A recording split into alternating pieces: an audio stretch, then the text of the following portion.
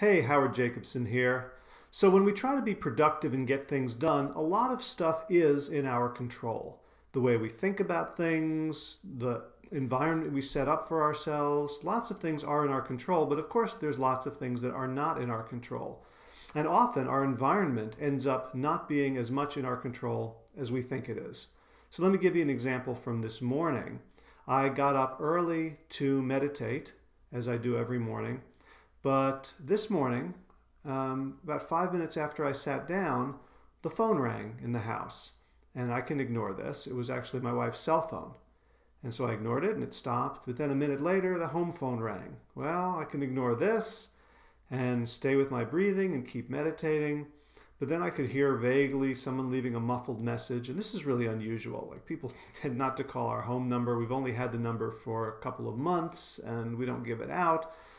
So I heard the muffled message. It didn't sound like anyone was, screaming or blood or broken bones, so I ignored it and went back to meditating. But then I discovered that our answering machine on our phone was set to beep about every 20 seconds to indicate that there was a message. So by the third one, I was starting to get irritated, and I was really tempted to get up, stop my meditation, go push some buttons, turn off the beep, and then come back. And then I thought, no, I can just ignore it. I'll just power through. And so every 20 seconds I would hear this beep. And then I started anticipating the beep. And then I started dreading the beep. And you can imagine if you're trying to sit peacefully and meditate and focus on letting everything be as it is, and this thing is consistently buzzing into your consciousness and distracting you, you could get pretty ticked. And that's where I was going. And to me, this was the thing outside of my control, was going to mess up my meditation.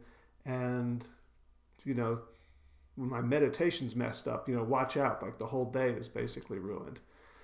But then I made a decision.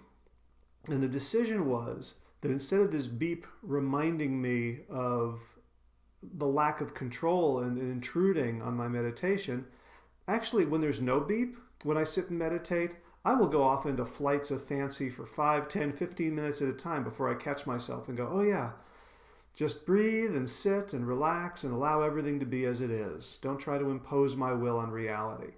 And I go, I can go into trance and I can think about my day and I can start writing emails to people and I can start making to-do lists, and then I catch myself. So back to my meditation this morning and the beep. The decision I made was that the beep was going to remind me. Every time I heard it, I would just check in and say, am I focused on my awareness, or am I off on some tangent? Am I in a trance? And from that moment on, every time the beep bounced into my head, where am I? Okay. I was just thinking about what I had to do today, about getting directions to drive to Statesville. There's a thought.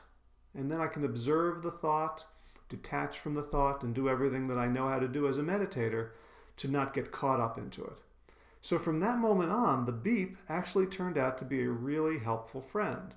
Now, I'm not suggesting that I go and I set a beep to beep every 20 seconds when I meditate. That could get irritating.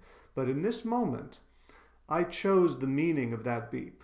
And instead of it being an intrusion, it became a welcome ally. So I invite you to think about what in your life comes up that you don't control, but that you're assigning a negative meaning to.